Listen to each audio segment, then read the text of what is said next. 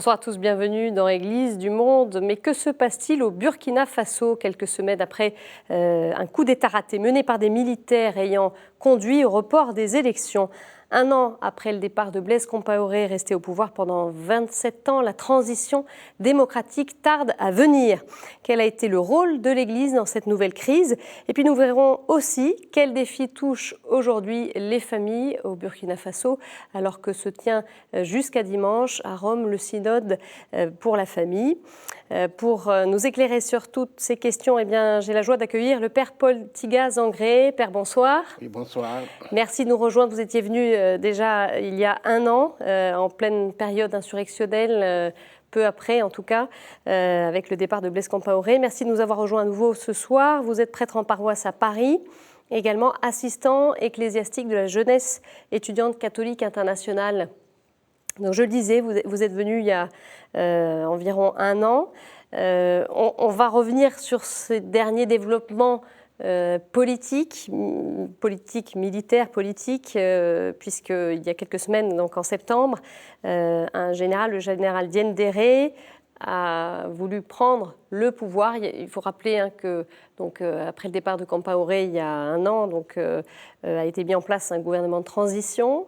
Et puis, voilà, nouvelle crise, coup d'État, putsch en septembre qui a échoué. Racontez-nous, qu'est-ce qui s'est passé? Je vous remercie d'abord de m'accueillir et merci aussi, je salue aussi tous les téléspectateurs, tous ceux qui suivent KTO. C'est toujours avec beaucoup de joie que personnellement je suis les émissions sur KTO. Alors revenant à ce qui s'est passé au Burkina Faso, c'est que nous nous acheminions tous avec joie vers la fin de la transition. Et voilà que le mercredi 16 septembre, à la grande surprise de tout le monde, il y a eu ce coup d'État qui a totalement bouleversé tous les Burkinabés parce qu'on ne s'y attendait vraiment pas. On savait que la transition connaissait des difficultés compte tenu des limites des uns et des autres et compte tenu aussi de certaines réalités que la transition essayait de dépasser afin de pouvoir organiser de façon paisible et transparente les élections qui étaient prévues pour le 11 octobre. Voilà. Et voilà que le général Diendéré, avec le régiment de sécurité présidentielle, ont décidé autrement. Et la population aussi, qui tient à avoir une démocratie, qui tient à ce qu'on ne lui récupère pas, j'allais dire, sa victoire d'octobre 2014, eh bien, c'est encore mobilisé plus que jamais pour dire non à ce coup d'État. Et Dieu merci, avec l'appui de la communauté internationale, avec l'appui de tout le monde, eh bien, la raison a pris en définitive le dessus. Oui. Et la transition peut encore continuer son chemin et organiser les élections qui, maintenant, ont été repoussées pour le 29 novembre. Le premier tour. Alors dites-nous, parce que vous parliez effectivement de l'appui de la communauté internationale, de différentes parties qui ont contribué aux négociations, et dont l'Église. Quel rôle a joué l'Église précisément dans cette crise? Alors l'Église, il faut savoir qu'à l'approche des élections, précisément le 6 septembre, l'Église avait déjà adressé un message à tous ses fidèles et à tous les hommes de bonne volonté, afin d'appeler tout le monde à entrer dans un esprit pour qu'on ait vraiment des élections paisibles, des élections transparentes et des élections qui puissent même permettre qu'on donne une bonne leçon de démocratie, non seulement à l'Afrique, mais aussi au monde. Et puis bon, l'Église a été, comme tout le monde, prise en contre-pied dans sa dynamique.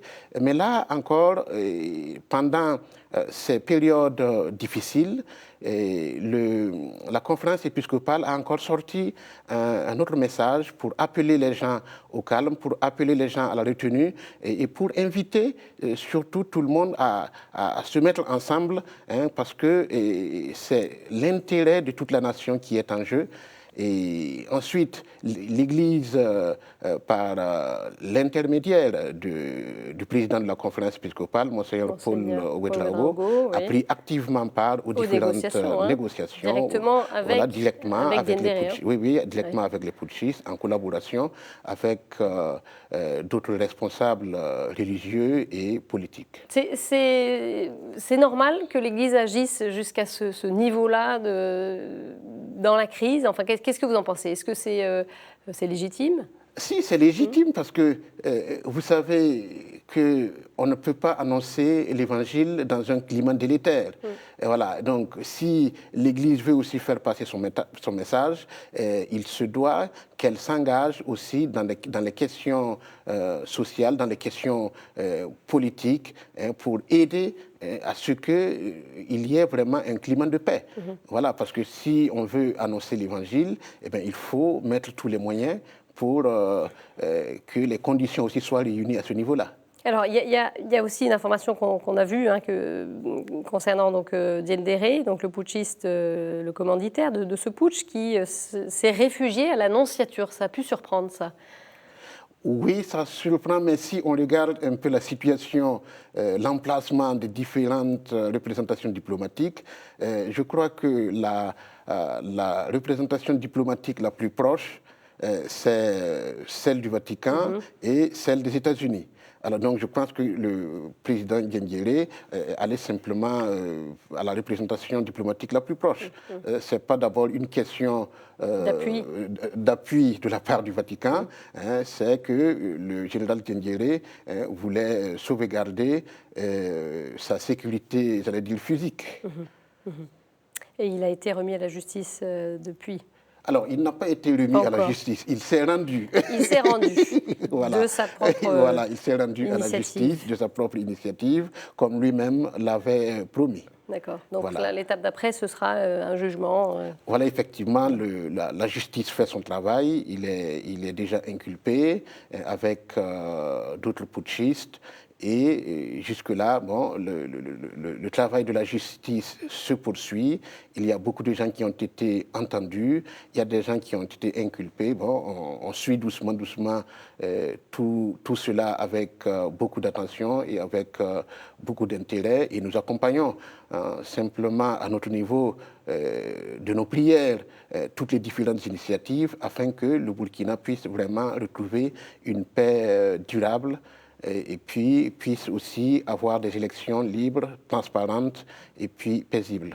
Donc des élections libres, transparentes, paisibles pour justement évoluer vers une démocratie. Ça peut se faire à quelles conditions? On a vu donc toute cette année qu'il y a eu ces soubresauts, oui. Les élections donc qui sont reportées.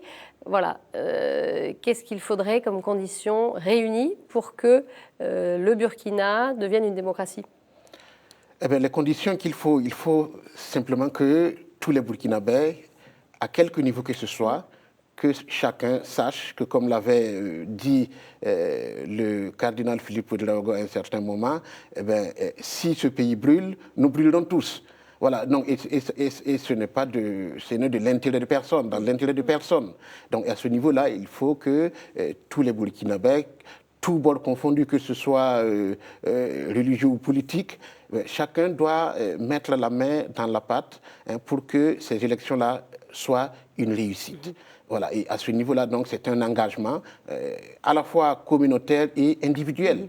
Voilà, c'est pas simplement se contenter de dire, bon, d'indexer un tel ou une telle. Il faut vraiment y aller avec un bon cœur, avec une décision personnelle qui t'engage, non seulement pour aujourd'hui, mais aussi pour le futur du pays. Alors vous le disiez, hein, les évêques qui ont publié un message pour les élections et qui appelaient à l'engagement politique, expression suprême de la charité. Est-ce que les chrétiens s'engagent aujourd'hui? Parce que sous Compaoré, bon, il n'y avait pas d'opposition, elle n'était pas autorisée. Est-ce qu'il y a des voix chez les chrétiens qui émergent, et notamment en vue de ces élections? Ah si, bon, disons que sous Blaise Compaoré, on avait une opposition. Elle n'était certes pas forte, voilà, mais bon, il y avait une opposition. Bon, aujourd'hui, quant à l'engagement des chrétiens, cet engagement se voit à travers leur engagement dans les différents partis politiques, dans les différentes organisations de la société civile, et puis aussi dans leur contribution par rapport à des réflexions qui puissent montrer à tout le monde que vraiment la politique, c'est le lieu, c'est le domaine de la plus vaste charité, comme vous le disiez tout à l'heure, et que beaucoup de nos papes n'ont cessé de nous rappeler. Voilà, donc à ce niveau-là, aujourd'hui, je pense que... il y a une prise de conscience chez les chrétiens. Il y a quand même une prise de conscience, et la voix de l'Église, heureusement, est entendue au niveau du Burkina. D'accord. Vous évoquiez donc l'action des chrétiens dans les partis politiques. Aujourd'hui, il ressemble à quoi le paysage politique à la veille de ces élections ? À la veille de ces élections, le paysage politique reste composite, puisqu'on a plusieurs partis politiques et puis on a jusqu'à 14 candidats déclarés. Et il faut savoir que chaque candidat, parmi ses militants, compte aussi des catholiques. Voilà, donc il y a des personnages intéressants. Est-ce qu'il y a des personnalités qui émergent selon vous, Père ? Alors, je ne peux pas dire qu'il y a des personnalités qui émergent ou qui n'émergent pas. D'abord, étant donné que je ne suis pas sur place au Burkina, c'est difficile de le dire. Mais vous suivez ce qui se passe, j'imagine. Je pense que l'émergence de ces personnes ou de ces personnalités se verra plus au lendemain des élections, quand le peuple aura choisi son président. C'est là qu'on pourra dire que voilà, c'est effectivement une telle personne qui a vraiment émergé. Mais aujourd'hui, on ne peut pas d'ores et déjà se tabler sur un candidat. Tout dépendra de ce qui se passe après. En fait. Voilà, tous les candidats sont au même niveau. Aujourd'hui, les principaux défis qui attendent les Burkinabés, un pays fortement touché par la pauvreté, un tiers de la population qui est sous le seuil de pauvreté. Voilà, qu'est-ce qui est urgent? Quelles sont les priorités pour le pays? Voilà, les priorités pour le pays, c'est d'abord se remettre ensemble pour reconstruire le pays. C'est-à-dire arriver, après les élections, à mettre tout le monde ensemble pour qu'il y ait une vraie cohésion sociale. Ensuite, travailler justement dans le cadre de la lutte contre la pauvreté, s'engager dans les différents domaines qui touchent directement les questions de pauvreté. Par exemple, la question de l'éducation, la question de la santé, la question aussi, j'allais dire, des voies. Il y a aussi le problème qui tend à se développer, le problème du grand banditisme dans certaines régions qu'il faut combattre. Et puis, il y a aussi ce fait qu'au niveau de la jeunesse, il faut travailler à redonner confiance à ces jeunes-là à travers des appuis ou à travers des initiatives pour créer des emplois. Et je pense que le prochain gouvernement aura une tâche ardue à ce niveau-là. Beaucoup de défis donc, qui attendent la future équipe en place. En attendant, dans quel état d'esprit sont les Burkinabés aujourd'hui, après tout ce qu'ils ont vécu depuis un an et même, j'allais dire, au-delà, depuis ces dernières années? On se souvient de mouvements insurrectionnels aussi en 2011. Je crois que les gens sont entre peur et confiance. Voilà, peur parce qu'ils ne savent pas d'où peut venir encore une certaine surprise, comme l'a fait le général Djindjéré. Confiance aussi parce qu'ils savent que la population tout entière constitue une force.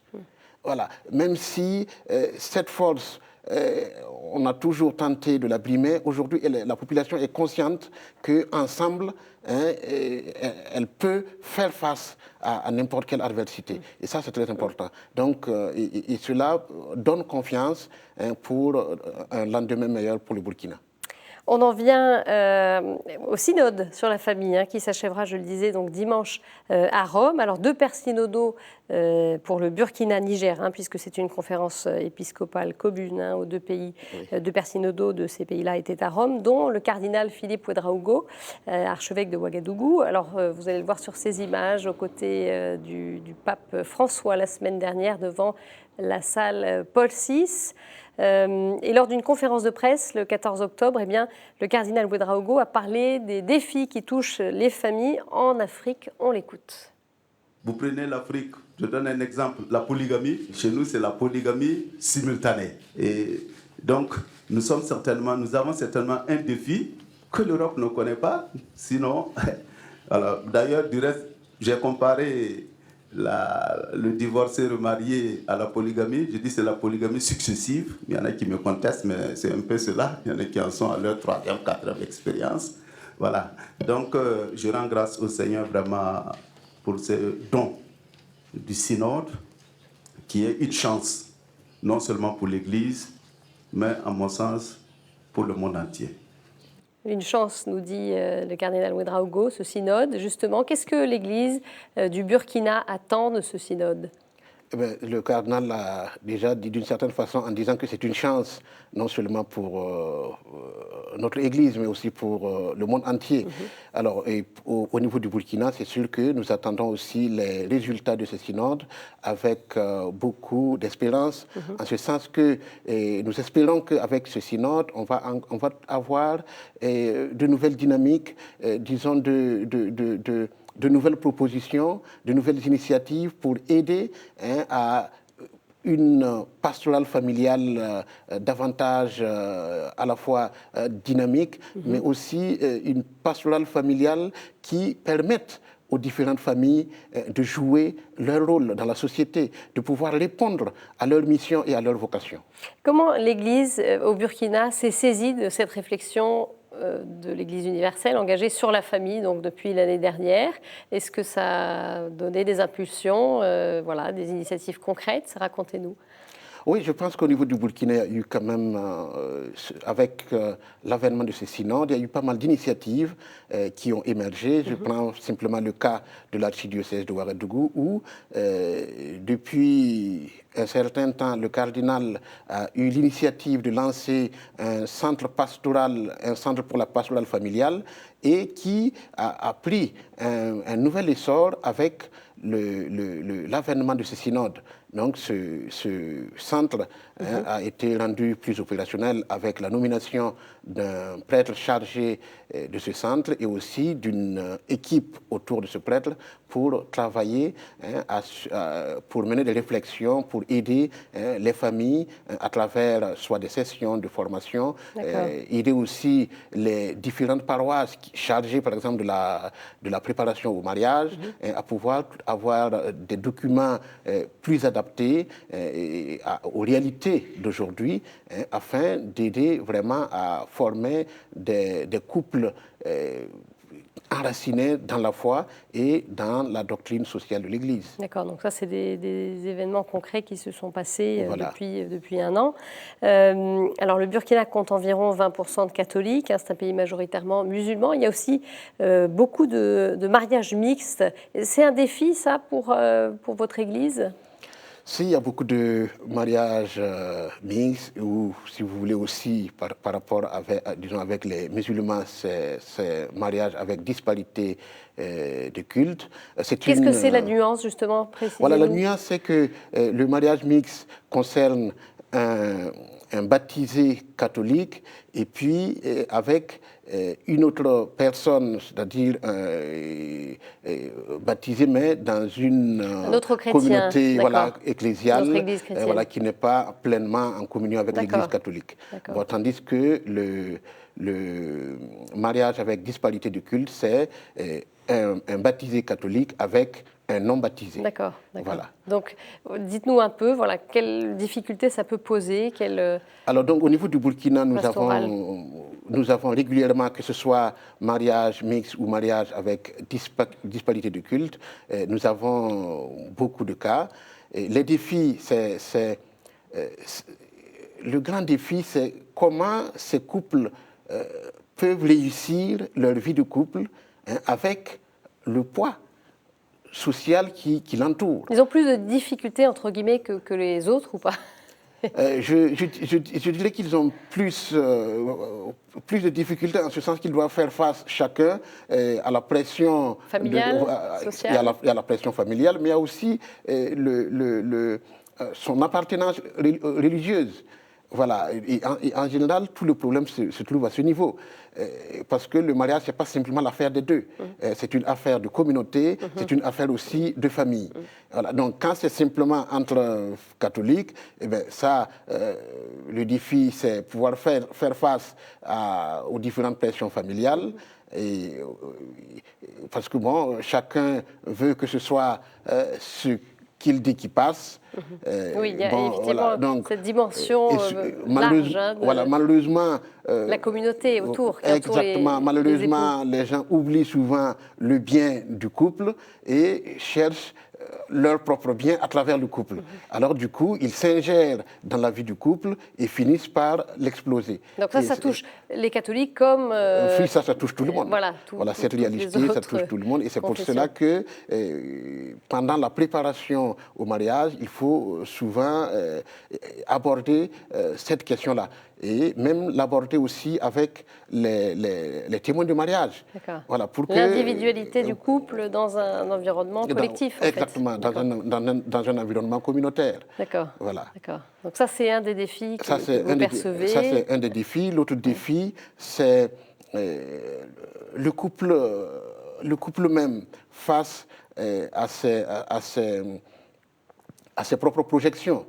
Voilà, et à ce niveau, il faut savoir que chaque couple est responsable de se projeter par rapport au bien du couple, et de pouvoir avoir des projets propres, de pouvoir aussi répondre aux exigences, j'allais dire, de sa foi. Et ce n'est pas toujours évident. Voilà, ce n'est pas toujours évident. Et malheureusement, il y a des couples qui s'explosent en plein vol. Et cela est dommage. Donc vous êtes touché aussi par les séparations, même moins que chez nous en Europe. Oui, nous sommes aussi touchés à ce niveau-là. Cela vous concerne aussi. Oui. Alors vous avez été, vous, curé d'une paroisse à une quarantaine de kilomètres de Ouagadougou, en zone rurale. Et comment y vivaient les familles ? Alors, merci beaucoup. ça vous fait rire, je ne sais pas. Alors, j'ai été effectivement curé dans une paroisse rurale qui s'appelle la paroisse Saint-Joseph artisan de Combisli. Eh bien, c'est une zone vraiment rurale où la pauvreté sévit avec beaucoup de force. Cependant, il faut noter que les familles sont soudées. Voilà, il y a une vraie vie familiale et à ce niveau, c'est une paroisse aussi où on avait plus de 80% de musulmans. D'accord. Voilà, et il faut noter que nous, on avait un véritable dialogue avec les musulmans. À chaque célébration que nous avions au niveau de notre paroisse, il y avait toujours les responsables de la communauté musulmane qui venaient, que ce soit les messes de minuit à Noël ou à Pâques, que ce soit certaines célébrations ou certaines manifestations à la paroisse. Les musulmans viennent toujours nous apporter leur soutien et nous aussi, de notre côté, nous partons par exemple, les fêtes de Ramadan, nous partons et à ces occasions-là, souvent, nous traduisons le message du pape en langue locale pour leur lire ce message et c'était toujours accueilli avec beaucoup de joie, avec beaucoup de charité. Et je me rappelle, un jour, nous n'avons pas pu être à l'heure pour prendre le message parce que on a eu un contretemps. et les responsables de la communauté musulmane ont cru qu'on avait un gros problème à la paroisse. Donc, à la fin de la prière, on a été surpris de voir une délégation, 2 personnes qui sont venues pour voir si on n'avait pas un problème à la paroisse. Et puis bon, donc cela nous a beaucoup marqué et immédiatement on a dit non, on comptait passer simplement dans les différentes familles des différents responsables pour leur manifester ou leur dire nos vœux de bonne fête. Donc, proximité des familles, familles catholiques, familles musulmanes. Exactement, voilà. Il y a une véritable proximité parce que chez nous, en fait, dans la même famille, vous avez et des catholiques, et des protestants, et des musulmans.